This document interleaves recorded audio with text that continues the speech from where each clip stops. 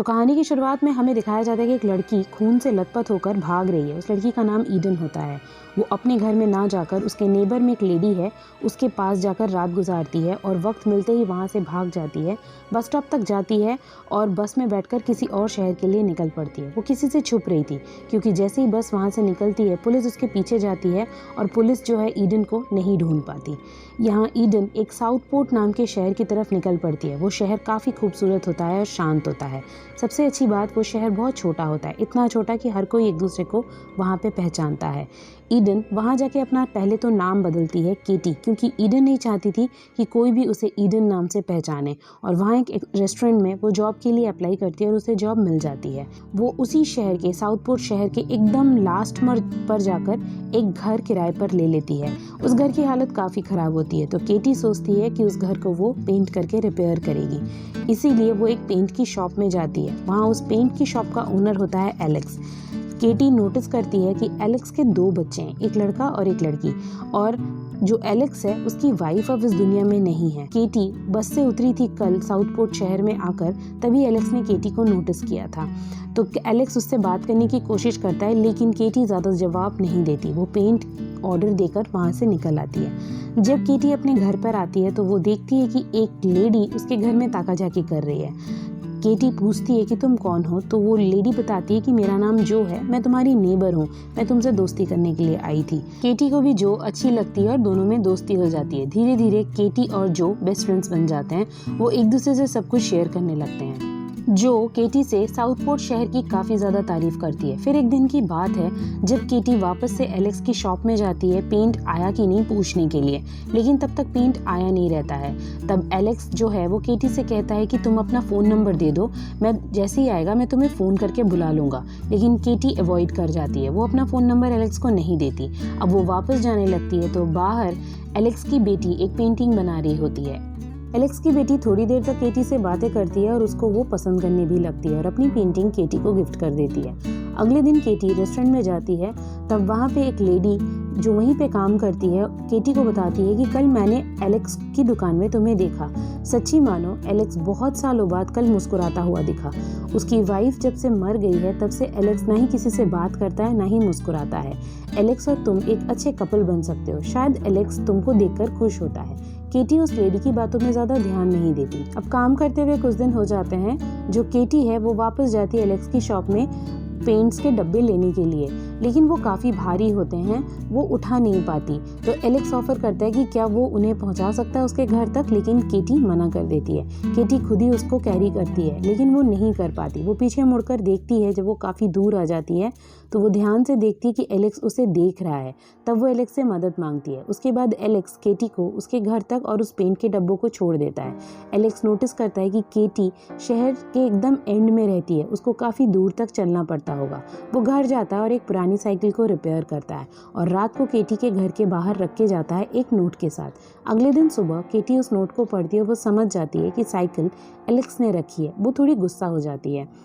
वो जाती है एलेक्स के पास साइकिल को लेकर, वो उसके वहीं छोड़ देती है और कहती है कि मेरे घर के आसपास भी मत आना और मुझे ये सब कुछ मत देना। केटी अपने घर वापस जाती है और जो को सारी बात बताती है कि एलेक्स ने उसके लिए क्या किया। तो जो बोलती है कि देखो ये शहर बहुत छोटा है, हम सब एक दूसरे को जानते हैं और हम सब को पता है कि किसकी क्या दिक्कतें हैं और हम लोग कोशिश करते हैं कि उनकी उन प्रॉब्लम्स को हम सॉल्व कर सके। शायद एलेक्स ने यही सोचकर तुम्हें साइकिल दी है, तुमने उसके साथ जो किया वो गलत किया। केटी को भी लगता है कि हाँ उसने एलेक्स के साथ गलत किया। वो अगले दिन जाती है एलेक्स के पास। तब एलेक्स काफ़ी नाराज़ होता है केटी से, लेकिन जब केटी उसे सॉरी बोलती है और मना लेती है तो एलेक्स का गुस्सा ठंडा हो जाता है। वापस आने लगती है, तब एलेक्स उस साइकिल की तरफ इशारा करता है कि उसका मतलब ये रहता है कि क्या वो साइकिल को अब लेगी। तो केटी खुशी खुशी उसके इस गिफ्ट को ले लेती है। अब केटी साइकिल से ही घूमती है। उधर दूसरी तरफ जहाँ से केटी शुरुआत में ईडन जब थी वो भागी थी, उसी शहर में एक पुलिस स्टेशन दिखाया जाता है जहाँ पे एक पुलिस ऑफिसर ईडन को अभी भी ढूंढ रहा है। वो नहीं जानता कि ईडन कहाँ चली गई। अब एक दिन की बात है जब केटी देखती है कि एलेक्स अपने दोनों बच्चों के साथ बीच पे घूमने जा रहा है। एलेक्स की बेटी और एलेक्स बातों ही बातों में केटी से पूछते हैं कि क्या वो भी साथ चलेगी। केटी मान जाती है।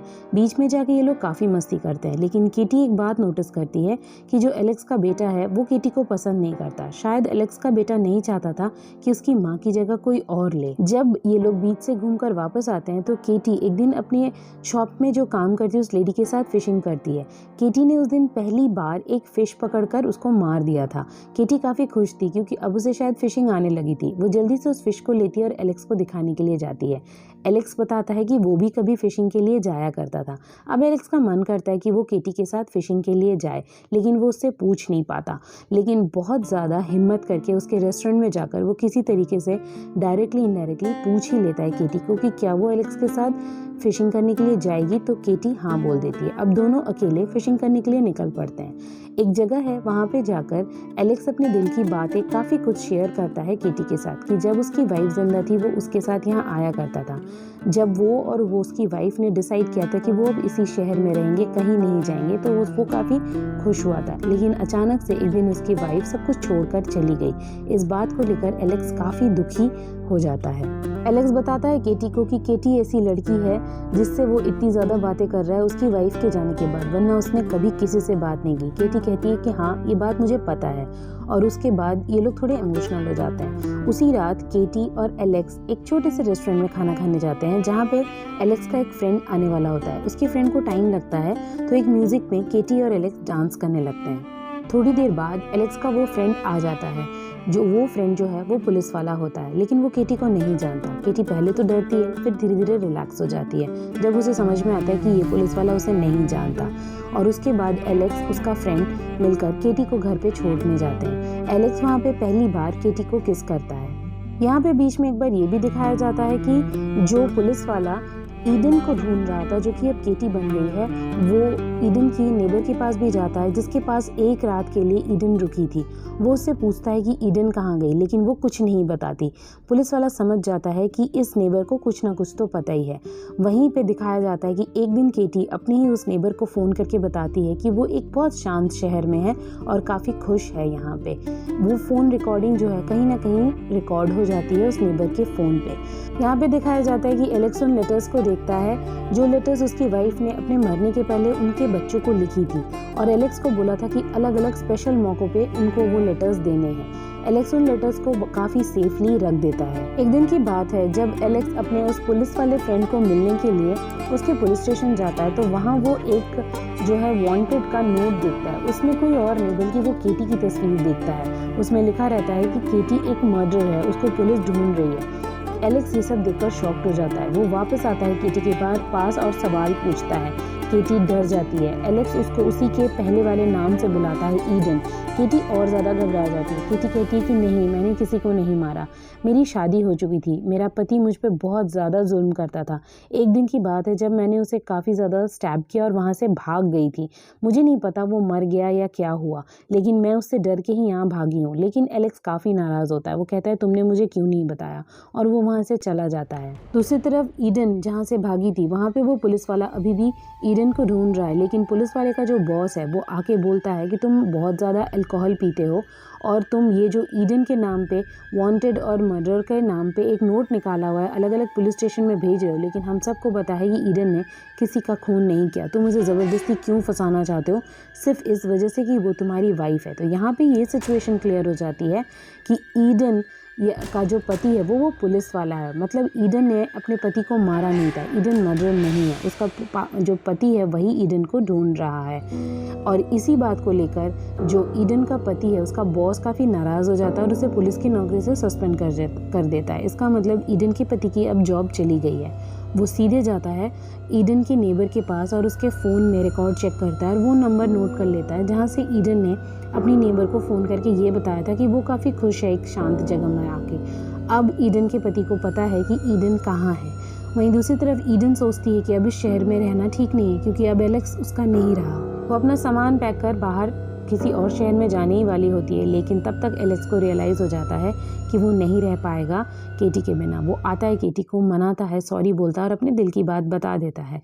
ईडन यानी कि केटी रुक जाती है एलेक्स के पास। केटी और एलेक्स उस रात एक साथ बिताते हैं, दोनों में रिलेशन बन जाता है और वहाँ पे केटी एलेक्स को बताती है कि उसका पति कितना बुरा था। भले ही वो पुलिस वाला था, हमेशा शराब पीता था और अलग अलग बहाने ढूंढकर वो केटी को फंसाने की कोशिश करता था। इसीलिए केटी इस शहर में भाग आई थी उसके डर के मारे। वहीं दूसरी तरफ वो ईडन का जो पति है वो यहाँ पे पहुँच चुका रहता है केटी के शहर में। वो सबसे पहले ढूंढते ढूंढते केटी को एलेक्स की शॉप में ही जाता है और वहाँ एलेक्स की छोटी बेटी होती है। ईडन का पति ईडन की फोटो दिखाता है और एलेक्स की बेटी को बोलता है, मैं एक पुलिस वाला हूँ, क्या तुम इस आंटी को जानते हो, तुमने इसे देखा है? तो एलेक्स की बेटी पहले तो देखती है कि इतना ज़्यादा अल्कोहल पिया हुआ आदमी ज़रूर कोई बदमाश होगा, इसलिए वो झूठ बोल देती है। वो कहती है, नहीं, मैंने इन्हें कभी नहीं देखा, मैं इन्हें नहीं जानती। तब जो ईडन का पति है वो ढूंढने के लिए बाहर आ जाता है और पूरे शहर में केटी को ढूंढने लगता है। तभी वहाँ पे एक फंक्शन होता रहता है जहाँ पूरा शहर मौजूद होता है। वहाँ पे वो केटी को देख लेता है जो कि एलेक्स के साथ डांस कर रही होती है। अब केटी का पति ये डिसाइड कर लेता है कि वो कुछ भी हो जाए अब केटी को तो नहीं छोड़ेगा, मार देगा उसको। अब वो केटी का पीछा करता है। उस रात केटी एलेक्स के यहाँ रुकती है और एलेक्स अपनी बेटी को केटी के पास छोड़कर अपने बेटे और अपने फ्रेंड के साथ निकल पड़ता है फायरवर्क का शो देखने के लिए, यानी कि पटाखों का शो देखने के लिए। अब एलेक्स की बेटी और केटी काफ़ी ज़्यादा मस्ती करते हैं, बातें करते हैं और वहीं पे एलेक्स की बेटी सो जाती है। अब जो केटी का पति है वो उस पर नज़र रखा हुआ है। अचानक से जब केटी सो रही होती है तो उसके सपने में उसकी बेस्ट फ्रेंड जो आती है। वो बताती है कि तुम जिसके डर के मारे इस शहर में आई हो, तुम्हारा पति तुम्हें ढूंढते ढूंढते इस शहर में आ चुका है, तुम खुद को बचाओ। अचानक से डर के मारे केटी नींद से उठ जाती है और आंखें खोलते ही वो देखती है कि सामने उसका पति खड़ा है। केटी कुछ भी रिएक्ट नहीं करती। केटी उसको लेकर चुपके से उस घर के बाहर आ जाती है ताकि वो अंदर कोई तमाशा ना कर सके। अब केटी का पति बोलता है कि तुम मेरे साथ वापस चलो, मैं माफ़ी मांगता हूँ, जो कुछ भी हुआ गलती हुआ, तुम चलो। अब केटी कहती है कि मैं तुम्हारे साथ कहीं नहीं जाऊंगी। तभी उसका पति गन निकालता है, लेकिन केटी डरती नहीं है और एलेक्स की बेटी को लेकर ऊपर की तरफ चली जाती है ताकि उसे कुछ ना हो। केटी का पति है वो उसके घर के चारों तरफ पेट्रोल छिड़क देता है ताकि वो आग लगाकर उन्हें मार सके। केटी जो है ये चीज़ नोटिस कर लेती है और वो बाहर आकर अपने पति को बोलती है कि हो गया, मुझसे गलती हो गई, मैं तुम्हारे साथ मना कर रही थी जाने के लिए, मुझे कोई नुकसान मत करो और किसी को भी मत करो, चलो मैं चलती हूँ। और फिर वो थोड़ा करीब आ जाती है अपने पति के और किसी तरीके से उसे पानी में धक्का देकर भागने ही वाली होती है। लेकिन तब तक जो पटाखों का शो देखने के लिए एलेक्स गया हुआ था, वहाँ से एक चिंगारी उड़ते हुए उसी के घर में लगती है और चारों तरफ आग लग जाती है। एलेक्स का घर जलने लगता है। एलेक्स ये बात देखता है और वहाँ से भागता हुआ किसी तरीके से अपने घर में आता है केटी और अपनी बेटी को बचाने के लिए। लेकिन तब तक केटी का पति पानी से बाहर आकर केटी को रोक लेता है क्योंकि वो भागती है एलेक्स की बेटी को बचाने के लिए, इसलिए वो नहीं जा पाती। एलेक्स आता है, वो देखता है कि केटी फाइट कर रही है किसी आदमी के साथ। वो सीधे पहले अपनी बेटी को बचाने के लिए जाता है क्योंकि उसकी बेटी आग में जलकर मरने वाली होती है।